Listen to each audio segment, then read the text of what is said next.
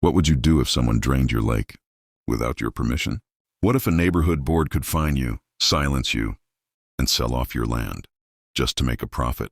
And what if you had a secret way to turn the tables completely? Would you use it? Or would you let them win? Because when the HOA stole my lake, they thought I'd just walk away. They had no idea. I was about to give them what they feared most. One day I woke up to birdsong. The next moment of bulldozers and a pump siphoning my lake dry. This wasn't just a lake. It was the heart of our little neighborhood.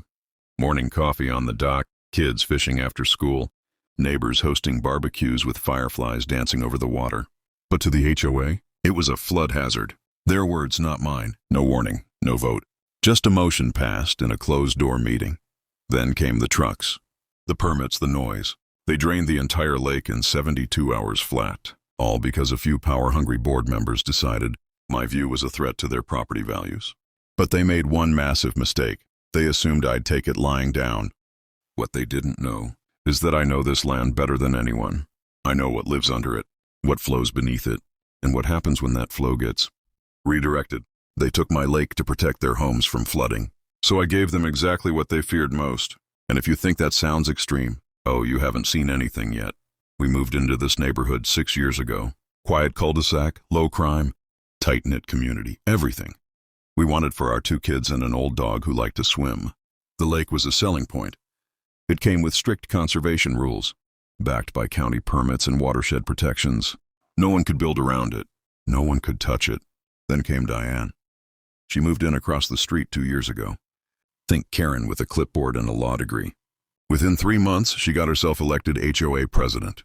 Her platform, safety and value restoration. Whatever that meant, I should have seen it coming. First, it was a ban on kayaks. Then, no lawn decorations over 18 inches. After that, she tried to ban fishing because it attracted raccoons.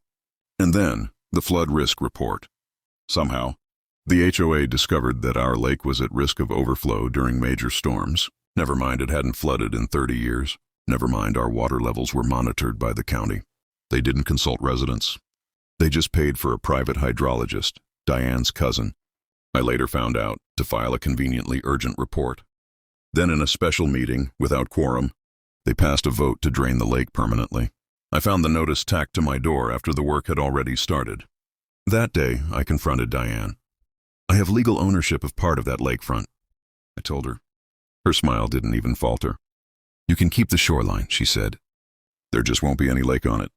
That was just the beginning. The next week, the lake was gone. In its place, a cracked mud basin crawling with mosquitoes. Fish flopped and died. My dock sat like a stranded ship in a desert. Then came the citations. First, unkempt shoreline. Then, unauthorized dock on dry land. They fined me $200 then, $500, then threatened demolition. I tried to rally the neighbors. Some were furious, but too afraid to speak up. Others, like Mr. Chapman, whispered support. She's blackmailing people. Said she'd report me for code violations if I didn't vote yes. One woman cried at a meeting. Diane interrupted her mid-sentence with, "Point of order. Emotional testimony is not admissible HOA evidence." I appealed to the county. They told me the HOA had filed new flood zoning papers. I filed for a public records request, and that's when I found it. Buried in the documents, Diane and 3 board members were quietly negotiating to rezone the lakebed as buildable common ground. Translation? They wanted to sell off the land they stole, subdivide it into Lakeview home lots. Without the lake, it was all a scam. Drain it, declare it dangerous, flip it, profit. That night, I sat on the edge of my useless dock drinking cheap whiskey, watching frogs reclaim their kingdom. And that's when I remembered something. My grandfather helped install the original irrigation system in this area decades ago. And this land? It was built over a complex web of underground culverts, storm drains, and one key water gate. A gate that, if ever opened, redirected water runoff through the HOA greenbelt. And right beneath Diane's house. Suddenly I didn't feel so helpless anymore. You want to flood-proof your house? Then you better pray it doesn't rain. The first step was quiet. I dug into the plat maps, found the original city. Blueprints from 1986 located the buried gate valve. It was technically on my property line, just barely. Then I started watching the weather. June rains were coming. The soil was already saturated. One night, under cover of darkness, I reopened the old storm gate. Just a little. The next week, Diane's backyard started to sink. Her white picket fence leaned like a drunk. She blamed gophers. Then I printed flyers. Reclaim our lake. I cited the shady deals, the land rezoning scam. I left copies in every mailbox at 3 a.m. Then came the drone footage. I flew a drone over the dried lake bed, then over Diane's yard. It caught the pooling, the erosion, the broken drainage pipes. I added dramatic music and posted it on a private neighborhood Facebook group. The post exploded. Over 80 comments in 24 hours. That Saturday's HOA meeting was standing room only. Diane tried to call the meeting to order. Someone shouted, "Where's the $40,000 in land survey fees?" Diane? Then another neighbor, a former contractor, pulled out stamped blueprints. "This drainage isn't up to code." I stayed quiet, just smiled, let them eat each other alive. Then came the kicker. I hired a hydrologist of my own, a real one. County certified. He gave a public presentation. At the next meeting, complete with graphs, projections, and quotes like, "Draining that lake increased flood risk." I ended my speech with a single line. They took my lake, but forgot the land remembers. Within 2 weeks, the county launched an investigation. Turns out Diane falsified signatures on at least 2 zoning petitions.